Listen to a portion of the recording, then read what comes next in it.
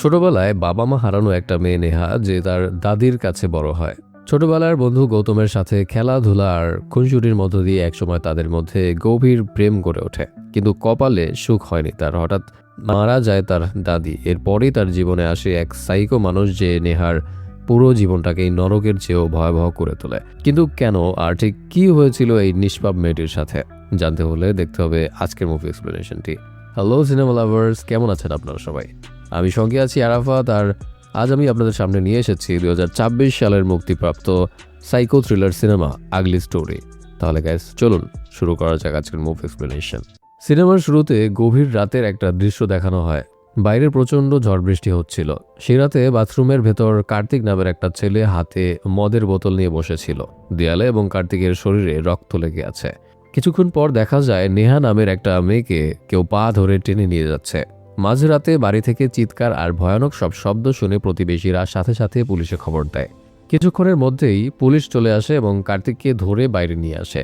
বৃষ্টির পানিতে কার্তিকের শরীরের রক্ত ধুয়ে যায়, আর এখান থেকে দৃশ্য ফ্ল্যাশব্যাকে চলে যায়। দেখা যায় কার্তিক আর নেহার ব্যক্তিগত জীবনের কিছু মুহূর্ত। নেহার বিন্দু মাত্র ইচ্ছা বা সম্মতি না থাকলেও কার্তিক জোর করে তাকে নিজের মতো করে ভোগ করতে পছন্দ করত। কার্তিক যে কতটা টক্সিক আর বিকৃত মানসিকতার মানুষ তা দৃশ্যেই একদম পরিষ্কার হয়ে যায়। এরপরে দেখা যায় নেহা একটা মাটির মূর্তি বানাচ্ছিল। আসলে সে পেশায় একজন কলেজের প্রফেসর। নেহা যখন বসেছিল তখন তার সহকর্মী সেখানে লাড্ডু নিয়ে আসে, কারণ ডাক্তার জানিয়েছে সে 6 মাসের অন্তঃসত্ত্বা। সহকর্মী লাড্ডু নিয়ে চলে গেলে নেহার অন্য এক সহকর্মী জিজ্ঞেস করে, তোমাদের তো অনেক বছর হলো বিয়ে হয়েছে, তুমি কবে সুখবর দেবে? এটা শুনে নেহা কিছুই বলে না, তবে তাকে দেখেই মনে হয় সে খুব কষ্টের মধ্যে আছে। অন্যদিকে কার্তিককে দেখা যায় সে অফিসে কোনো কাজ করতো না, শুধু বসে বসে সিগারেট খেত আর নেহার ছবি দেখে আনন্দ পেত। দেখে মনে হয় এটা তার বাবার অফিস। কিছুক্ষণ পরে একটা মেয়ে এসে বলে, রাধিকা ম্যাম তোমাকে ডেকেছে। কার্তিক রাধিকার কেবিনে গেলে রাধিকা তাকে অনেক বকাঝকা করে, কারণ সে কোনো কাজ করছে না এবং বারবার ওয়ার্নিং ইমেল পাঠানোর সত্ত্বেও কোনো জবাব দিচ্ছে না।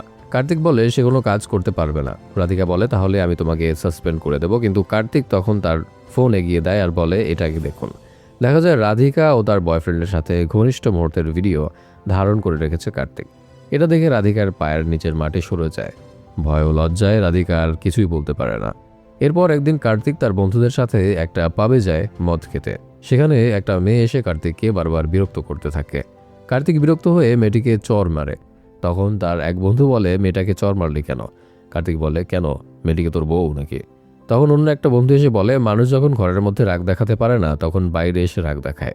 এই কথা শুনে কার্তিক প্রচণ্ড রেগে যায় আর সেই বন্ধুর মাথায় মদের বোতল দিয়ে আঘাত করে। এতেও তার রাগ কমে না।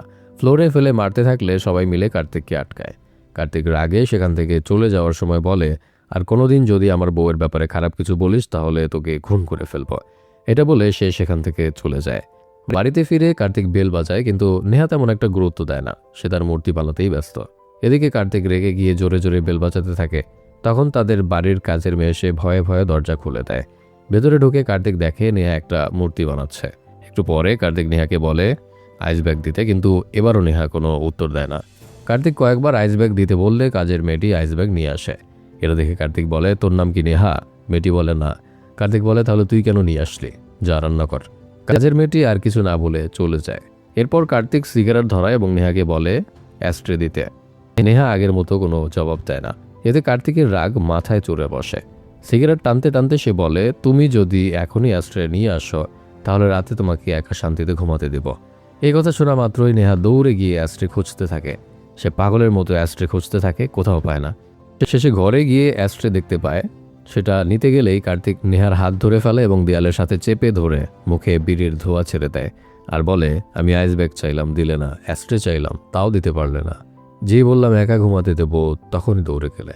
নেহা ভয়ে কিছু বলতে পারে না। তখন কার্তিক লক্ষ্য করে নেহার হাতে একটা গৌতম নামের ট্যাটু। এটা দেখে রেগে গিয়ে কার্তিক জ্বলন্ত সিগারেট দিয়ে নেহার হাতে ছ্যাঁকা দেয় এবং বিছানায় ছুঁড়ে মারে। নেহা ব্যথায় ও যন্ত্রণায় ছটফট করতে থাকে। পরবর্তী সিনে আমাদেরকে নেহার ছোটবেলা দেখানো হয়। সে দৌড়িয়ে গৌতমের জন্য অপেক্ষা করছিল। একটু পরে গৌতম আসলে নেহা বলে, আজও তুমি লেট করলে, তোমার জন্য প্রতিদিন স্কুলে যেতে দেরি হয়। গৌতম বলে স্কুলে আসার আগে তার মা দোকানে পাঠিয়েছিল, এই জন্য আসতে দেরি হয়েছে। তবে নেহা বলে, তুমি সবসময় বাহানা বানাও। গৌতম অনেকবার সরি বলে। অবশেষে নেহার রাগ কমে গেলে দুজনে হাত ধরে স্কুলের দিকে চলে যায়। আসলে নেহার বাবা মা ছোটবেলাতেই মারা গিয়েছিল, তাই সে তার দাদির কাছে থেকে বড় হয়েছে। সে সময় তাদের প্রতিবেশীর ছেলে হিসেবে গৌতমের সাথে নেহার পরিচয় হয়েছিল। তারা দুজনে একসাথে অনেক সময় কাটাতো আর ছোটবেলার সেই বন্ধুত্ব ধীরে ধীরে গভীর ভালোবাসায় রূপ নেয়। ছোটবেলার খেলাধুলা, হাসি, আনন্দ আর অনেক মজার স্মৃতিতে দিন কাটতে থাকে নেহা এবং গৌতমের। কিন্তু একদিন হঠাৎ নেহার দাদি মারা যায়। বাবা মা হারা নেহার সব খুশিও শেষ হয়ে যায়। সিন প্রেজেন্টে চলে আসে। নেহা আয়নার সামনে দাঁড়িয়ে অঝরে কাঁদছে। এরপর রেডি হয়ে সে কাজে যাওয়ার উদ্দেশ্যে রওনা হয়। তখন কার্তিক সেখানে বসে খাবার খাচ্ছিল। নেহাকে দেখেই সে উঠে দাঁড়ায়। নেহা কাজের মেয়েকে জিজ্ঞেস করে লাঞ্চ বক্স রেডি হয়েছে কিনা। কাজের মেয়ে জানায় 2 মিনিট লাগবে। এটা শুনে কার্তিক প্রচণ্ড রেগে গিয়ে বলে, তাড়াতাড়ি করো। কাজের মেয়েটি ভয়ে তাড়াহুড়ো করতে লাগলে নেহা বলে, আমার লাঞ্চ লাগবে না। এটা শুনে কার্তিক আরও রেগে গিয়ে কাজের মেয়েটিকে অনেক মারধর করে। ভয়ে নেহা খাবার টেবিলে গিয়ে বসে। কার্তিক তখন নেহাকে দোসা খেতে বলে, কিন্তু নেহার খাওয়ার কোনো ইচ্ছেই নেই। কার্তিক বলে, যদি তুমি দোসা না খাও তাহলে তোমাকে অফিসে যেতে দেবো না। ভয়ে কাঁদতে কাঁদতে নেহা দোসা খেতে শুরু করে। তাকে খেতে দেখে কার্তিকের মন শান্ত হয়। একটু পরে নেহা রাস্তা দিয়ে কলেজে যাচ্ছিল। হঠাৎ কার্তিক নেহার সামনে গাড়ি ব্রেক করে এবং গাড়িতে উঠতে বলে। নেহা বলে সে অটো রিকশাতে যেতে পারবে, কিন্তু কার্তিক ধমক দিয়ে জোর করে তাকে গাড়িতে পাঠায়। কলেজের বাইরে পৌঁছানোর পর কার্তিকের মধ্যে বিকৃত কামক লালসা জেগে ওঠে। সে আশেপাশের কলেজ বা কোনো কিছুর তোয়াক্কা না করে গাড়ির ভেতরে নেহাকে নির্যাতন এবং শ্লীলতাহানি করে। এই ঘটনার পর নেহা এতটাই অসুস্থ হয়ে পড়ে যে তার ঠিকমতো হাঁটার ক্ষমতাও ছিল না।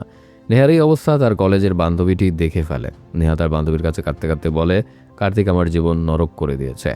বান্ধবীটি তখন তাকে হাসপাতালে নিয়ে যায় এবং প্রাথমিক চিকিৎসা শেষে বাড়ি পাঠিয়ে দেয়। বাড়িতে ফিরে নিজের ভাগ্যের কথা ভেবে নেহা অনেক কান্না করে। তখন আবার তার ছোটবেলার ফ্ল্যাশব্যাক দেখানো হয়। দাদির মৃত্যুর পর নেহা যখন তার মামা বাড়িতে চলে যাবে তার আগে সেই গৌতমের সাথে দেখা করে।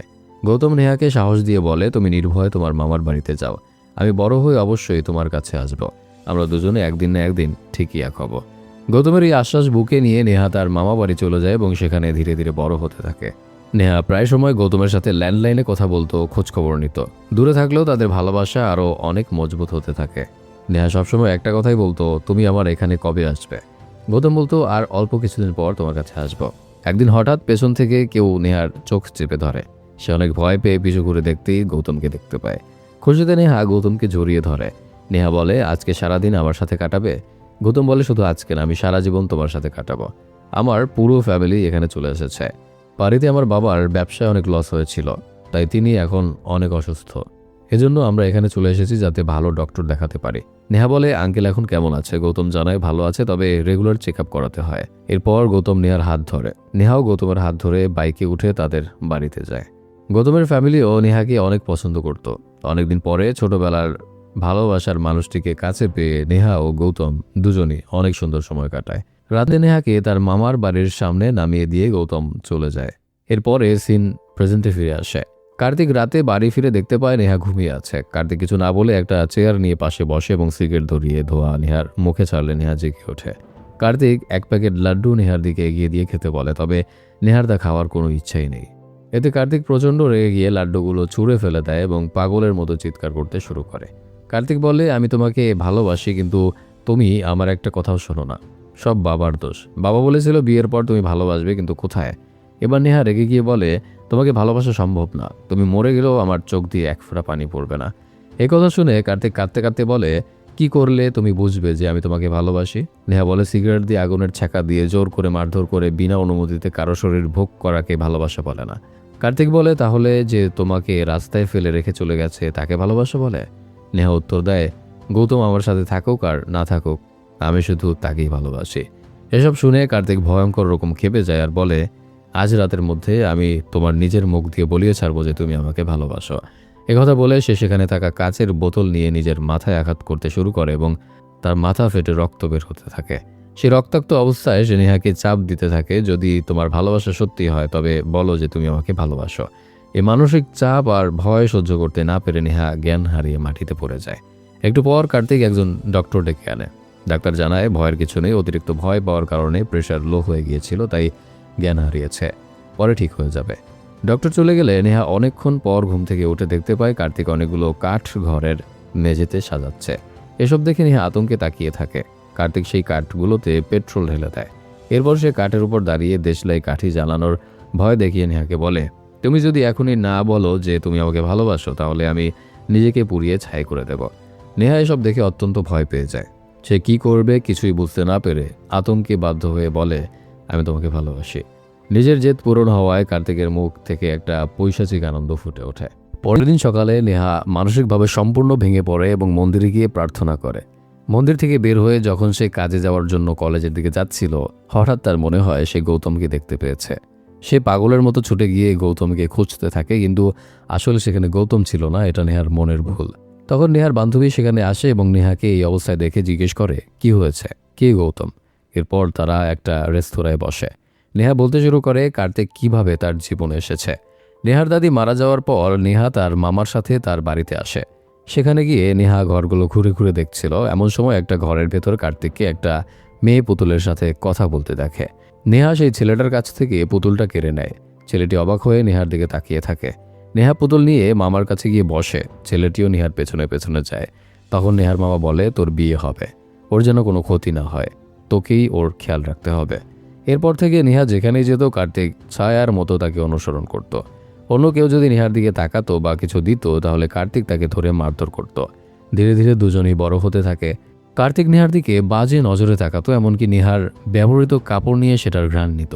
রাতে ঘুমালে অনেক বাজেভাবে স্পর্শ করারও চেষ্টা করত। এভাবেই অনেক ভয় ও কষ্টে দিন কাটছিল নেহার।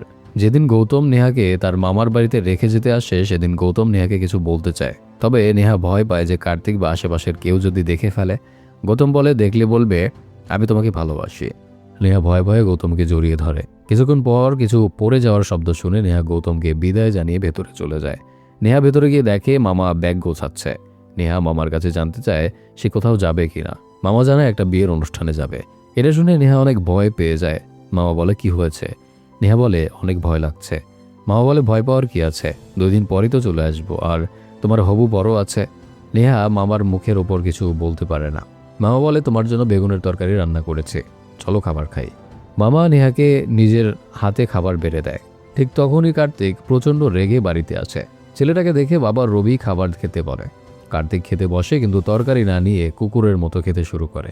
এটা দেখে রবি বলে, কি হয়েছে, তোর ড্রেসে বালি লাগলো কিভাবে, আর এভাবে কেন খাবার খাচ্ছিস? কার্তিক রেগে খাবারের প্লেট ছুঁড়ে মেরে সেখান থেকে চলে যায়। এসব দেখে রবি নেহাকে বলে, জানি না বিয়ের পর এই পাগলের সাথে তুমি কি করে কাটাবে। রাতে নেহা যখন শুয়েছিল তখন তার মোবাইলে একটা মেসেজ আসে। নেহা সেটা চেক করে হতভম্ব হয়ে যায়। কার্তিক একটা ভিডিও পাঠিয়েছে। নেহা যখন গৌতমকে জড়িয়ে ধরেছিল কার্তিক সেটার ভিডিও করেছে। সে সাথে বলে, আমার মতো হাজব্যান্ড থাকতে তুমি অন্য ছেলেকে জড়িয়ে ধরলে, এটা কি করলে তুমি? এই ভিডিও দেখে নেহার কলিজা শুকিয়ে যায়। সে ভয়ে গুটিসুটি হয়ে বসে পড়ে। নেহা পানি আনতে নিচে গেলে কার্তিক পেছন থেকে গিয়ে বাজেভাবে স্পর্শ করার চেষ্টা করে। নেহা ভয় পেয়ে দৌড় দিয়ে নিজের ঘরে যেতে লাগলে কার্তিক আগে গিয়ে পথ আটকে বসে পড়ে। নেহা প্রচণ্ড ভয় পেয়ে যায়। কার্তিক নেহাকে তার সামনে বসতে বলে আর নেহার ব্যবহৃত কাপড় বাজেভাবে ঘ্রাণ নিয়ে এগিয়ে দিয়ে বলে, আমি তোমাকে ভালোবাসি। নেহা রেগে সেই কাপড় ছুঁড়ে মারে। কার্তিক বলে, ছোটবেলা থেকে আমি তোমাকে ভালোবেসেছি, কিন্তু তুমি এটা কি করলে? অন্য একটা ছেলেকে কিস করলে, কে ওই ছেলেটা বলো? নেহা বলে, আমি ছোটবেলা থেকে গৌতমকে ভালোবাসি, আমি গৌতমকে ছাড়া আর কাউকে বিয়ে করতে পারবো না। কার্তিক বলে, আমিও তো তোমাকে ভালোবাসি, তাহলে আমার কি হবে?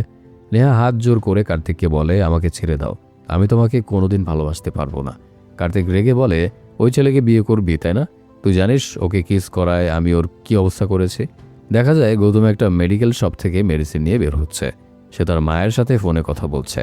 কার্তিক একটা মাস্ক পরে গৌতমের কাছে গিয়ে বলে, আশেপাশে মেন্টাল হসপিটাল কোথায়? গৌতম বলে সে জানে না। তবে আচমকা কার্তিক গৌতমকে মারতে শুরু করে। মেরে মেরে গৌতমের বাবার মেডিসিন এমনকি মোবাইল পর্যন্ত ভেঙে দিয়ে চলে যায়। এসব কার্তিক নেহাকে বলে। নেহা সব শুনে কান্নায় ভেঙে পড়ে। এরপর কার্তিক নেহাকে বলে, যদি তুমি আর কোনোদিন ওই ছেলের সাথে দেখা করো তাহলে আমি ওকে খুন করে ফেলবো, আর আমি বাইরে বসে তোমার নাম ধরে ডাকবো, তুমি তার জবাব দেবে। না চাইলেও নেহা কার্তিকের সব কথা শুনতে বাধ্য হয়। কার্তিক একটু পরপর বলে নেহা, আর নেহা বলে হুম। এরপর রবি বাড়িতে ফিরে আসে আর দেখে কার্তিক হাতে চাকু নিয়ে দরজার সামনে বসে আছে। রবি ভয় পেয়ে দৌড়ে ঘরের ভেতর চলে যায়। কার্তিকও ভেতরে গিয়ে নিজের বাবার গলায় চাকু ধরে বলে, ছোটবেলা থেকে আপনি বলেছেন নেহা আমার বউ হবে, এখনও অন্য ছেলেকে ভালোবাসে, ওকে বুঝান, না হলে অনেক খারাপ হয়ে যাবে। এটা বলে রেগে কার্তিক চলে যায়। রবি নেহাকে বলে, এসব কি? নেহা মামাকে বলে, আমি গৌতমকে অনেক ভালোবাসি। রবি বলে, কিন্তু আমি ছোটবেলায় তোমার দাদিকে কথা দিয়েছিলাম তোমার কোনো কষ্ট হতে দেব না, আর কার্তিককে কথা দিয়েছিলাম তোমার সাথে ওর বিয়ে দিব। নেহা কাঁদতে কাঁদতে বলে, ছোটবেলা থেকে কার্তিক আমাকে অনেক টর্চার করেছে, আমি আপনাকে কিছুই বলিনি, কিন্তু এখন আমি গৌতমকে ছাড়া বাঁচব না। রবি বলে, কার্তিক ছোটবেলায় ওর মাকে হারিয়েছে। আমি সকালে কাজে গেলে সন্ধ্যায় ঘরে ফিরতাম। একদিন ওকে নিয়ে আমি খেলনা কিনতে গিয়েছিলাম। সেখানে কার্তিক একটা মেয়ে পুতুল দেখে সেটা কিনে দিতে বলে। আমি বলেছিলাম এটা তো মেয়েদের পুতুল, কিন্তু কার্তিক অনেক জেদ ধরে সেটা কিনে নিয়ে আসে। এরপর থেকে সেই পুতুলই তার দুনিয়া। একদিন আমি কাজ থেকে ফিরে দেখি কার্তিক সেই পুতুলকে খাবার খাওয়ানোর চেষ্টা করছে।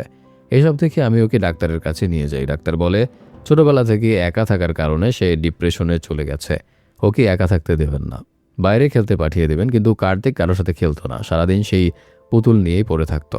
এরপর তুমি যেদিন থেকে আমার বাড়িতে আসলে সেদিন থেকে ও বদলে গেছে। আমি তোমাকে জোর করছি না, কিন্তু তুমি যদি কার্তিকে বিয়ে না করো সে আর বাঁচবে না, আর আমার ছেলেটা না বাঁচলে আমিও বাঁচব না। যা হয়েছে সব ভুলে যাও আর আমার ছেলেকে বিয়ে করো। নেহা রেগে ঘরের ভেতরে গিয়ে একটা চাকু দিয়ে নিজের হাতে অনেক কয়টা পোঁচ দিয়ে আত্মহত্যার চেষ্টা করে। নেহাকে হাসপাতালে নিয়ে যাওয়ার পর কার্তিক সেখানে এসে সমস্ত ডাক্তারকে হুমকি দিয়ে বলে, আমার নেহার যেন কিছু না হয়, যদি ওর কিছু হয় তবে আপনাদের চিকিৎসা করার জন্য অন্য ডাক্তার ডাকতে হবে। সে নেহাকে বাঁচানোর জন্য ডাক্তারদের ব্ল্যাকমেল করতে শুরু করে। নেহা সম্পূর্ণ ধৈর্য হারিয়ে ফেলে এবং হাসপাতাল থেকে ছাড়া পেয়েই দ্রুত গৌতমের সাথে দেখা করতে চায়। কিন্তু সেখানে গিয়ে জানতে পারে গৌতমের বাবার অবস্থা খুব আশঙ্কাজনক হওয়ায় তারা চিকিৎসার জন্য মুম্বাই চলে গেছে। নেহা বারবার গৌতমকে ফোন করার চেষ্টা করলেও যোগাযোগ করতে পারে না। সে নিরুপায় হয়ে একটা জায়গায় বসে কাঁদছিল। ঠিক তখনই কার্তিক সেখানে হাজির হয় এবং তাকে জোর করে বাড়িতে নিয়ে এসে নির্মমভাবে মারধর করতে শুরু করে। নেহার মামা যখন কার্তিককে বাধা দিতে আসে, কার্তিক নিজের বাবার গায়েও হাত তুলতে শুরু করে। সে নেহাকে বলে, তুমি যদি আমাকে বিয়ে না করো তাহলে আজকে ওকে মেরে ফেলবো। মামাকে বাঁচাতে নেহা চিৎকার করে কার্তিককে বলে দেয় যে সে তাকে বিয়ে করবে। মূলত এভাবেই ব্ল্যাকমেইল আর অত্যাচার করে কার্তিক নেহাকে বিয়ে করতে বাধ্য করেছিল এবং বিয়ের পর থেকেই এই নরক যন্ত্রণা সহ্য করে আসছিল। নেহা কাঁদতে কাঁদতে তার বান্ধবীর কাছে এই সমস্ত অতীত শেয়ার করে। এরপর একদিন রাতে নেহা যখন বাড়ি ফেরে, কার্তিক আবার তার সেই পুরনো বিকৃত রূপ নিয়ে নেহার দিকে এগিয়ে আসে আর জোর করতে থাকে। তখন নেহা একটা ধারালো ছুরি নিজের গলায় ঠেকিয়ে বলে, তুমি যদি আজ আমার গায়ে হাত দাও তবে আমি নিজের গলা কেটে এখানেই আত্মহত্যা করব। নেহার এই কঠোর রূপ দেখে কার্তিক ভয় পেয়ে যায় এবং ঘরের এক কোণে গিয়ে চুপচাপ বসে পড়ে। নেহা তখন রাতের খাবার খেয়ে শুয়ে পড়ে। কার্তিক সেই রাতে প্রচুর পরিমাণ মদ খেয়ে মেঝেতেই ঘুমিয়ে পড়ে। পরের দিন সকালে যখন বাড়ির কাজের মহিলাটি ঘর পরিষ্কার করার জন্য কার্তিককে ডাকতে আসে, তখন সে এক চরম ধাক্কা খায়। সে দেখে যে তার স্ত্রী নেহা বাড়ি থেকেই সম্পূর্ণ নিখোঁজ। কার্তিক পাগলের মতো নেহার কলেজে গিয়ে খোঁজখবর নেয়, কিন্তু নেহার বান্ধবী জানায় যে সে কিছুই জানে না। কার্তিক সেখানে সবাইকে হুমকি দিয়ে আসে যে নেহা যদি সেখানে আসে তবে যেন প্রথমে তাকে জানানো হয়। কার্তিক নেহার সম্ভাব্য সমস্ত জায়গায় খোঁজ করে, কিন্তু কোথাও তার সন্ধান পায় না। নেহাকে না পেয়ে কার্তিকের মানসিক ভারসাম্য পুরোপুরি ভেঙে পড়ে। সে নিজের অ্যাপার্টমেন্ট মনে করে ভুল করে অন্য এক অ্যাপার্টমেন্টে ঢুকে নিজের স্ত্রীকে খুঁজতে থাকে। তার এই পাগলামি দেখে আশেপাশের মানুষ তাকে অদ্ভুত নজরে দেখতে শুরু করে। সে দিনরাত শুধু মদ খেতে থাকে। একদিন মদের ঘরে সে তাদের বাড়ির কাজের মহিলাটিকে নিজের স্ত্রী নেহা ভেবে তার সাথে শারীরিক সম্পর্ক করতে চায়, কিন্তু হঠাৎ ভুল ভাঙলে সে কাজের মহিলাটিকে মারধর করে বাড়ি থেকে তাড়িয়ে দেয়। এভাবে সবার কাছে এক উন্মাদ হিসেবে পরিচিত হওয়ার পর একদিন রাতে হঠাৎ নেহা আবার বাড়িতে ফিরে আসে। কার্তিক যখনই তার দিকে এগোতে যায়, নেহা আবার তাকে ভয় দেখিয়ে নিয়ন্ত্রণ করার চেষ্টা করে, কিন্তু এইবার তাদের মধ্যে হাতাহাতি আর ঝগড়া চরম রূপ নেয়। কার্তিক নিজেকে আর নিয়ন্ত্রণে রাখতে পারে না। সে নেহার উপর ভয়ঙ্করভাবে চড়াও হয় এবং তাকে প্রচণ্ড নির্যাতন করতে শুরু করে। পুরো অ্যাপার্টমেন্ট জুড়ে নেহার চিৎকারের শব্দ শোনা যায়। আর এভাবে সিনেমার শুরুর সেই রক্তাক্ত দৃশ্যের সাথে বর্তমান দৃশ্যটি মিলে যায়। পুলিশ কার্তিককে গ্রেফতার করার পর সে সম্পূর্ণ বিভ্রান্ত হয়ে পড়ে। সে পুলিশকে বলে, আমার স্ত্রী ছাড়া আমি কিভাবে থাকবো, ও তো ওখানেই ছিল। পুলিশ যখন তাকে নেহার ছবি দেখে জিজ্ঞেস করে, তুই তোর স্ত্রীর সাথে কি করেছিস, ও কোথায় আছে, এবং কার্তিকের সামনেই নেহার ছবিটি ছিঁড়ে ফেলে, তখন কার্তিক চরম হিংস্র হয়ে ওঠে। সে থানার ভেতরেই পুলিশ অফিসারদের উপর হামলা চালায়। পুলিশ তখন তাকে পাল্টা বেদম মারধর করে এবং আশেপাশের মানুষের সাথে কথা বলে নিশ্চিত হয় যে কার্তিক আসলে একজন মারাত্মক মানসিক রোগী। কার্তিককে আদালতে পেশ করার পরও নেহা কোথায় গেছে তা কেউ জানতে পারে না। কার্তিকের পূর্বের সমস্ত অপরাধ এবং তার বর্তমান মানসিক অবস্থা বিবেচনা করে আদালত তাকে একটি মানসিক হাসপাতালে পাঠানোর নির্দেশ দেয়। মানসিক হাসপাতালে কার্তিকের কিছুদিন কাটার পর এই কেসের দায়িত্বপ্রাপ্ত পুলিশ অফিসার তার সাথে দেখা করতে আসে। সে কার্তিককে বলে, তোমার এই পুরো গল্পের পেছনে আমাদের এক বিশাল ভূমিকা রয়েছে। আসল সত্যটা হলো, নেহা যখন একদিন রাস্তায় গৌতমকে দেখার ভুল করেছিল, আসলে সেদিন গৌতম সত্যি সেখানে এসেছিল। অনেকদিন পর মুম্বাই থেকে ফিরে গৌতম জানতে পারে যে নেহার বিয়ে হয়ে গেছে এবং সে এক নরক যন্ত্রণার মধ্যে দিন কাটাচ্ছে। গৌতম শুধু একবার নেহার সাথে কথা বলতে চেয়েছিল এবং তার মাধ্যমেই জানতে পারে যে কার্তিক কতটা টক্সিক এবং নেহাকে ব্ল্যাকমেল করে আটক রেখেছে। নেহাকে এই নরক থেকে স্থায়ীভাবে মুক্তি করার জন্য গৌতম এবং পুলিশ মিলে একটা নিখুঁত পরিকল্পনা করেছিল। তারা জানতো কার্তিক মানসিকভাবে অসুস্থ এবং নেহার হঠাৎ নিখোঁজ হয়ে যাওয়া তাকে পুরোপুরি উন্মাদ করে তুলবে। কার্তিকের এই মানসিক উন্মাদনা এবং পুলিশের ওপর হামলার ঘটনাগুলো তারা আদালতে প্রমাণ হিসেবে উপস্থাপন করে। যেহেতু কার্তিক একজন প্রমাণিত মানসিক রোগী এবং তার অত্যাচারের সমস্ত প্রমাণ আদালতের কাছে ছিল, তাই কার্তিকের অনুপস্থিতিতে এবং তার কোনো সম্মতি ছাড়াই আদালত থেকে নেহার ডিভোর্স মঞ্জুর করা হয়। পুলিশ অফিসার কার্তিককে একটা ভিডিও দেখায়। সেই ভিডিওতে দেখা যায় নেহা এবং গৌতম অবশেষে আইনগত বিবাহ বন্ধনে আবদ্ধ হয়েছে এবং তারা তাদের স্বপ্নের সেই সুন্দর এবং সুখী জীবন কাটাচ্ছে। সিনেমার একদম শেষ দৃশ্যে দেখা যায় কার্তিক মানসিক হাসপাতালের মেঝেতে পড়ে থাকা একটা সাধারণ প্লাস্টিকের পুতুল কুড়িয়ে নেয় এবং সেই পুতুলটিকে নেহা মনে করে নিজের বুকের সাথে জড়িয়ে ধরে বসে থাকে। এভাবেই কার্তিকের জীবনের গল্প যেখানে শুরু হয়েছিল সেখানেই শেষ হয়, পুতুল দিয়ে। যাই হোক, তো বন্ধুরা, এই ছিল আজকের সিনেমা। কেমন লাগলো আজকের মুভির গল্প তা কমেন্ট করে জানাতে ভুলবেন না। দেখা হচ্ছে পরবর্তী নতুন কোনো মুভির এক্সপ্লেনেশন নিয়ে। সে পর্যন্ত ভালো থাকুন, সুস্থ থাকুন। আর আপনাদের পরিচিত কোনো এরকম সাইকো আছে কিনা কমেন্ট করে জানাতে ভুলবেন না। আল্লাহ হাফেজ।